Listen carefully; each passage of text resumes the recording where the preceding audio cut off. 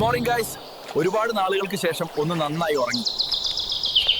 Camping പറ്റുമെങ്കിൽ എല്ലാവരും ഒന്ന് ട്രൈ ചെയ്യണം. അത് വല്ലാത്തൊരു അനുഭവമാണ്. അയ്യോ, എന്ത് പറ്റി ചേട്ടാ? ഒന്ന് സഹായിക്കണം. കുറച്ച് ദിവസമായി ഈ വലയെ കുടുങ്ങിയിട്ടു.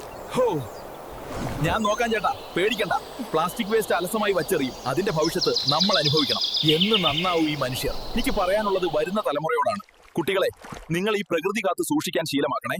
മാലിന്യങ്ങൾ അലസമായി വലിച്ചെറിയാതിരിക്കാൻ പഠിക്കണം. അത് ശീലമാക്കണം. പുഴകളിലെ മാലിന്യവും പ്ലാസ്റ്റിക് മാലിന്യവും പ്രകൃതിയിൽ ഉണ്ടാക്കുന്ന അപകടങ്ങളെക്കുറിച്ച് ഓർക്കണം.